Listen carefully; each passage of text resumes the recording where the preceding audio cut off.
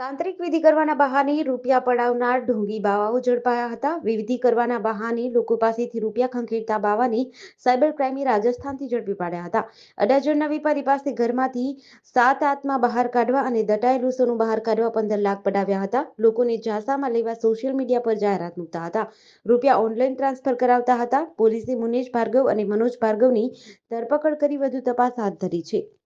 Police commissioner Shri Surat શહેર, અધિક police commissioner Shri crime branch Surat શહેર, નાયબ police commissioner Shri crime branch Surat શહેરનાઓની સૂચના અનુસાર શહેરના નાગરિકો સાયબર ક્રાઇમનો ફાઇનાન્શિયલ ફ્રોડનો ભોગ ન બને અથવા જો એવા ગુના આચરવામાં આવ્યા હોય તો તેવા ટોળકીઓને પકડી પાડવામાં આવે તે માટે સૂચના આપવામાં આવેલ. તે સૂચના અંતર્ગત સાયબર ક્રાઇમ પોલીસ સ્ટેશનની અંદર અરજદારની એક FIR નોંધવામાં આવી હતી, જેમાં ઓક્ટોબર 2022થી લઈને મે 2023 સુધી જે અરજદાર છે એ ફાઇનાન્શિયલ ફ્રોડનો ભોગ બનેલ. એમાં અરજદારને થોડી ઘણી ઘરમાં તકલીફ હતી. એ હિસાબે ફેસબુક ઉપર શૈલેન્દ્રનાથ અઘોરી નામનું ફેસબુક એકાઉન્ટ છે. એના ઉપર એવું લખેલ અરજદારને મળ્યું કે તાંત્રિક વિધિ से सभी समस्याओं का समाधान करे.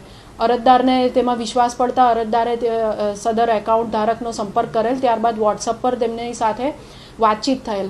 તો આ અઘોરી શૈલેન્દ્રનાથ જે છે, જેમનું મૂળ નામ છે મુનીશ ભાર્ગવ, તેઓએ અઘોરી શૈલેન્દ્રનાથના નામે એકાઉન્ટ ખોલીને દેશભરમાંથી ભોળા લોકોને ભોળવીને અને તેમની પાસેથી નાણાં પડાવવાનું કામગીરી કરતો હતો. એ દરમિયાન અરજદારનો સંપર્ક થતાં એમણે તમારા ઘરમાં ભૂતોનો વાસ છે, તમારા ઘરમાં ઘણું સોનું છે, દુષ્ટ આત્માઓનો વાસ છે, વિધિ કરવી પડશે એમ કહીને ટુકડે ટુકડે પૈસા ઓનલાઈન ટ્રાન્ઝેક્શન કરાવીને પોતાના જ અલગ અલગ બેંક એકાઉન્ટોની અંદર પૈસા નખાવ્યા છે. લગભગ જોઈએ તો આ જે 6 થી 7 મહિનાનો સમયગાળાની અંદર 15,51,510 રૂપિયા ફરિયાદીના મુનીશ ભાર્ગવ ઉર્ફે શૈલેન્દ્રનાથ અઘોરીએ ભોળવીને ફ્રોડ કરીને લઈ લીધેલા છે. આ દરમિયાન એક વખત મુનીશ ભાર્ગવ પોતાના સાગરીત મનોજ ભાર્ગવની સાથે સુરત ખાતે આવેલ અને ફરિયાદીને ભોળવીને એમના ઘરમાં વિધિ કરવા માટે જણાવેલ, જે માટે ફરિયાદીએ ઘરમાં ખાડો ખોદાવેલ. ત્યારબાદ ધાર્મિક વિધિ કરી ધુમાડોને એમ કરીને ફરિયાદીના ઘરની અંદર પોતે લાવેલ નકલી ઘરેણા સોનાના અને હાડકાને એમ બતાવીને ધુમાડાનો લાભ લઈને ફરિયાદીને ભોળવીને જણાવેલ કે તારા ઘરમાં આ દુષ્ટ આત્મા છે અને આ જે સોનું છે. ત્યારબાદ હાથ ચાલાકીથી એ સોનું અને બધું ગાયબ કરી દીધેલ ધુમાડાનો લાભ લઈને ફરી.